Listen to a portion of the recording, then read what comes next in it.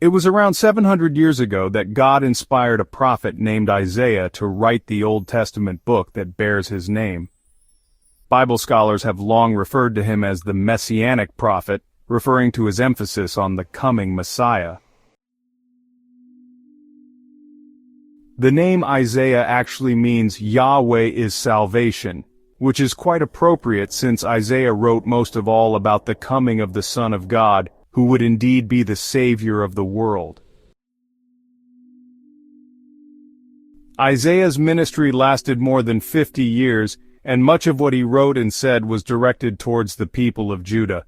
However, the words he wrote about the coming of the Messiah have been a blessing to all mankind.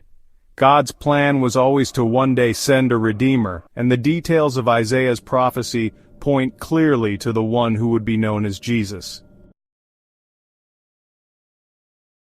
As we prepare to partake of the Lord's Supper, listen now to the reading of Isaiah chapter 53, and notice the many specific details foretelling what Jesus would one day endure to pay the price for all our sin. Who has believed our report? And to whom has the arm of the Lord been revealed? For he grew up before him like a tender shoot, and like a root out of dry ground. He has no stately form or majesty that we would look at him, nor an appearance that we would take pleasure in him.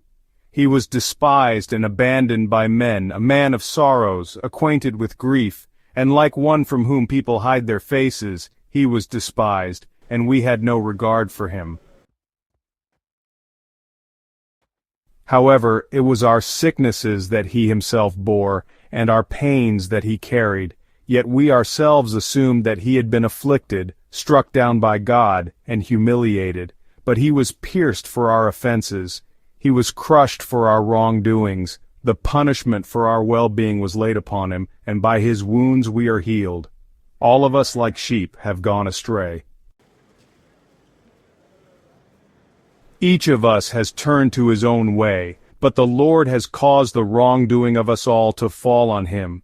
He was oppressed and afflicted, yet he did not open his mouth, like a lamb that is led to slaughter, and like a sheep that is silent before its shearers, so he did not open his mouth. By oppression and judgment he was taken away. And as for his generation, who considered that he was cut off from the land of the living for the wrongdoing of my people, to whom the blow was due. And his grave was assigned with wicked men. Yet he was with a rich man in his death, because he had done no violence, nor was there any deceit in his mouth. But the Lord desired to crush him, causing him grief. If he renders himself as a guilt offering, he will see his offspring. He will prolong his days, and the good pleasure of the Lord will prosper in his hand. As a result of the anguish of his soul, he will see it and be satisfied. By his knowledge the righteous one, my servant, will justify the many, for he will bear their wrongdoings. Therefore I will allot him a portion with the great, and he will divide the plunder with the strong, because he poured out his life unto death, and was counted with wrongdoers. Yet he himself bore the sin of many, and interceded for the transgressors.